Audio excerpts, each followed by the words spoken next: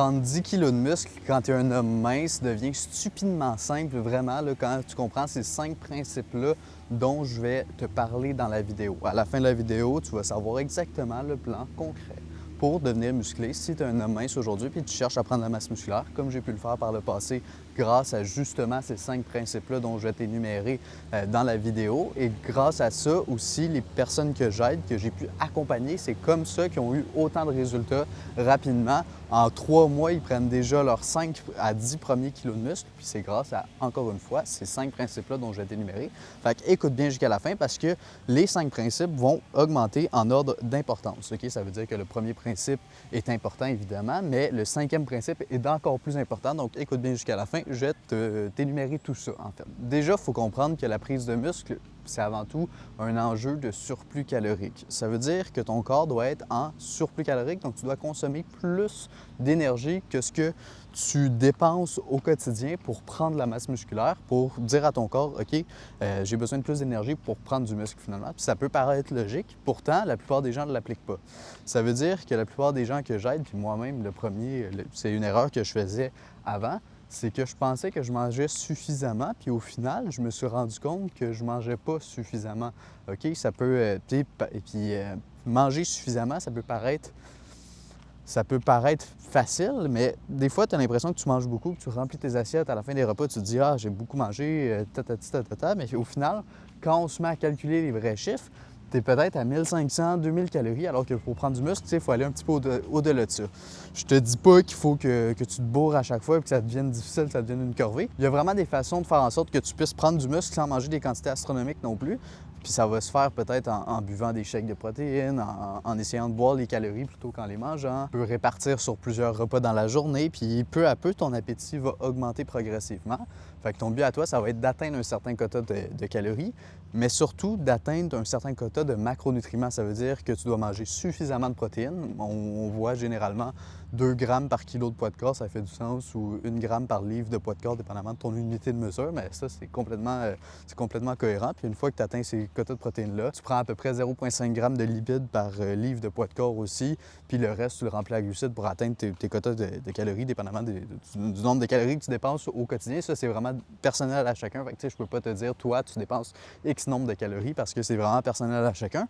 Mais bref, ce serait ça le premier principe. Déjà, de calculer ce que tu manges de base. Je te dis pas de calculer toute ta vie ce que tu manges en termes de calories, mais simplement de commencer à calculer les premières semaines pour avoir une idée des calories que tu consommes, puis faire le parallèle par rapport aux calories que tu as besoin, puis ajuster en fonction de ça. OK? Fait que ça, c'est vraiment le premier grand principe que tu dois appliquer dès maintenant si tu veux prendre du muscle. Le deuxième point est un petit peu, le deuxième principe est un petit peu en parallèle avec ça, c'est que tu peux pas améliorer ce que tu contrôles pas. Si tu mets pas de chiffres sur ta progression, bien, tu peux pas savoir si tu progresses dans la bonne direction, tu peux surtout pas savoir les ajustements que tu as à faire. Ça veut dire que si tu ne sais pas combien de calories tu dépenses, si tu ne sais pas combien de calories tu consommes, si tu ne sais pas l'évolution de ton poids dans les derniers mois, si tu ne prends pas des photos pour suivre ton évolution, bien, tu ne peux pas savoir avec exactitude où est le problème si tu ne traques pas non plus ton sommeil. Tu sais, je ne te dis pas de tout traquer au millimètre près, je te dis juste de traquer les éléments clés qui sont là à ta progression. Fait qu'aux 2 semaines, tu dois au minimum savoir ton poids. OK? Fait qu'à chaque 2 semaines, tu dois traquer ton poids. Tu dois prendre des photos de ton physique actuel. Puis comme ça, bien, tu vas avoir une idée claire de ta progression déjà, OK? Tu dois compter tes calories. Si tu sais que tu as de la difficulté à te réveiller le matin avec de l'énergie, bien, tu dois traquer ton sommeil, les heures que tu te couches, les heures que tu t'endors, les heures que tu te réveilles. Puis c'est vraiment comme ça que tu vas pouvoir t'améliorer. Fait que je te dis pas de tout traquer, mais selon chaque personne, il y a des points à traquer qui vont être plus ou moins importants. Dans le sens où si tu as des problèmes de sommeil, bien, tu vas traquer ton sommeil. Si tu as des problèmes avec l'alimentation, tu vas traquer ton alimentation. Si tu as des problèmes, peu importe, avec, je sais pas moi, avec ton organisation, bien, tu vas traquer ton emploi du temps. Fait que ça va vraiment dépendre de chaque personne, mais tu as des points clés à traquer qui vont faire en sorte que tu vas connaître les facteurs à améliorer chaque semaine, puis tu vas juste avoir à améliorer ça après. Le troisième point, c'est surtout, puis je suis passé par là, tout le monde passe par là, on cherche toujours la formule magique, hein? On cherche toujours l'information clé qui va nous débloquer sur notre prise de muscle, mais ce que la plupart des gens ne comprennent pas, c'est que c'est la constance qui va battre n'importe quel programme. Dans le sens où tu as beau faire tous les efforts du monde, si tu tiens pendant 3 semaines, bien, ça ne sera pas pertinent dans le sens où si tu abandonnes après 3 semaines, tu vas avoir beaucoup moins de résultats résultats que quelqu'un qui n'essaye pas de trouver la formule magique, le truc secret, mais qui tient sur le long terme. OK? Fait que ça, la constance, c'est juste la clé pour de vrai. Si tu cherches une clé miracle, c'est la constance. C'est ça qui va te permettre d'atteindre tes objectifs. C'est mieux de t'entraîner avec constance que de t'entraîner pendant 3 semaines puis abandonner après. OK? Fait que... Puis aussi, pour être constant, OK, le meilleur truc pour être constant, c'est de faire des choses que tu aimes. Ça veut dire que quand tu as envie d'aller t'entraîner, quand tu as envie de bien manger, bien, c'est là que tu restes constant. Parce que sinon, tu ne seras pas constant. Si c'est quelque chose qui te fait chier à chaque jour, tu n'as pas envie d'aller t'entraîner, des entraînements, tu trouves ça poche, whatever, bien, c'est sûr que tu ne vas pas tenir. OK? Fait que c'est de trouver l'équilibre entre le plaisir puis ce qui te fait tenir sur le long terme, finalement, puis ce qui te donne des résultats aussi. OK?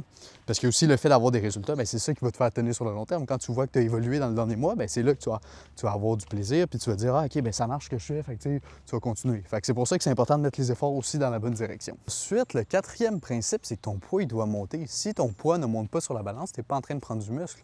Je vois souvent des gens qui me disent « Ah, ben, j'ai séché un peu, ah, j'ai pas forcément pris de poids, mais je sens visuellement que j'ai vraiment pris du muscle. » Non, ton poids doit augmenter si tu veux prendre du muscle. Si ton poids augmente pas, c'est que tu n'as pas pris de muscle. Ça me semble logique, mais pourtant, il y a beaucoup de gens qui ne l'appliquent pas forcément. OK? Puis c'est pas parce que tu prends du poids que tu vas prendre du gras nécessairement. OK? Ça vient jouer dans les macronutriments, comme je l'expliquais au début. Mais si tu prends du poids, si tu veux prendre du muscle et non du gras, bien, tu dois gérer tes macronutriments. Ça veut dire que si, par exemple, je sais pas moi, tu manges trop de lipides par rapport aux protéines que tu consommes, bien, c'est sûr que tu vas prendre du gras. OK? Même si tu es en déficit calorique ou si tu es en surplus calorique, peu importe. OK? Fait que oui, c'est un surplus calorique, c'est important, mais c'est un surplus calorique intelligent. C'est ça qui va te faire prendre du muscle et non du gras. Tout simplement. Fait que n'aie pas peur de prendre du gras, c'est pas parce que tu es en surplus calorique que tu vas prendre du gras ou whatever. OK? Ça, c'est une notion très importante. Maintenant, le cinquième principe, le plus important de la vidéo, j'ai l'impression, puis je le vois vraiment, c'est l'erreur que la plupart des gens font, c'est que si tu ne donnes pas une bonne raison à ton corps de changer, bien, ton corps ne changera pas. C'est tout simplement, ton corps va s'adapter aux efforts, aux contraintes que tu lui imposes. C'est comme si tu essayais d'accélérer avec ton véhicule, mais que tu ne pèses pas plus fort sur la pédale, ça avancera pas plus vite. C'est la même chose avec ton corps. Tu as besoin d'imposer des contraintes pour faire en sorte que ton corps il s'adapte puis il prenne de la masse musculaire. C'est en brisant tes fibres musculaires que tu vas prendre du muscle. Si tu ne donnes aucune raison à ton corps de changer, il ne changera pas. C'est aussi simple que ça. Puis pour ça, ça prend une surcharge progressive en termes d'entraînement. Oui, l'alimentation, c'est ultra important. Oui, le repos, c'est ultra important, mais si tu ne mets pas de surcharge progressive dans tes entraînements, bien, tu ne prendras pas de muscle. OK? Puis comment tu appliques la surcharge progressive, ça, c'est vraiment une... Ah, wesh. Comment tu appliques la surcharge progressive dans tes entraînements? Bien, c'est pas compliqué. Il faut que dans ta tête, à chaque fois que tu es entraîné, ça soit de plus en plus difficile, que tu ressors de là, que tu sais, c'est pas... Oui, tu es là pour prendre du plaisir, mais tu devrais prendre du plaisir à t'améliorer. À chaque fois, en gros, à chaque entraînement, tu essaies de t'améliorer d'une façon ou d'une autre. Soit tu améliores ton exécution, soit tu améliores... soit tu augmentes le nombre de répétitions, soit tu augmentes le nombre de ton poids que tu utilises. Mais évidemment, au début, ta marge de progression va être plus élevée. Mais plus tu vas avancer dans le temps, moins tu vas pouvoir augmenter le poids. Ça, c'est sûr et certain, il y a une contrainte par rapport à ça. Donc, tu essaies d'augmenter le nombre de répétitions, tu essaies d'améliorer ton exécution, tu peux rajouter du volume d'entraînement, tu peux rajouter une série sur certains exercices. Il y a plein de techniques d'intensification pour augmenter l'intensité de tes entraînements. Okay? Tu peux faire, par exemple, des demi-répétitions à la fin, tu peux faire du deload. Ça veut dire que, par exemple, je sais pas moi, tu benches une plate, 45 livres de chaque bord, bien là, ta dernière série, tu vas faire 35, après ça, tu vas faire 25, tu vas faire 15, jusqu'à ce que tu sois plus capable. Fait qu'il y a plein de façons qui vont te permettre de faire de la surcharge progressive, d'intensifier chaque entraînement, puis ça va être ce qui va vraiment déclencher ta prise de masse musculaire. Fait que ça, c'était les 5 grands principes qui vont t'aider à prendre de la masse musculaire sur les prochains mois, puis à changer physiquement si tu es un homme maigre puis que tu veux prendre de la masse musculaire, même si tu as quand même un niveau intermédiaire, c'est quand même des principes qui vont t'aider si tu ne les appliques pas déjà. Donc, à présent, si tu veux rejoindre le canal WhatsApp où je partage énormément de valeur à tous les jours, bien, c'est le premier lien en description. Puis aussi, tous ces conseils-là, si tu ne les appliques pas dans ta situation personnelle, bien, ça ne changera rien dans le sens où si tu veux vraiment que je t'aide à les appliquer dans ta situation personnelle à toi, bien, en rejoignant le canal WhatsApp, tu as accès aussi à mon numéro privé. Donc, tu vas pouvoir me poser des questions, puis je vais pouvoir t'aider à appliquer ça dans ton cas personnel à toi, dépendamment des contraintes que tu as au quotidien, dépendamment de ta dépense énergétique, dépendamment de plusieurs facteurs, finalement, qui te bloquent dans ta prise de muscle actuelle. Fait que si ça fait un moment que tu stagnes, je t'invite vraiment à le faire. Tu le fais si tu veux, tu n'es pas obligé, il n'y a aucun engagement.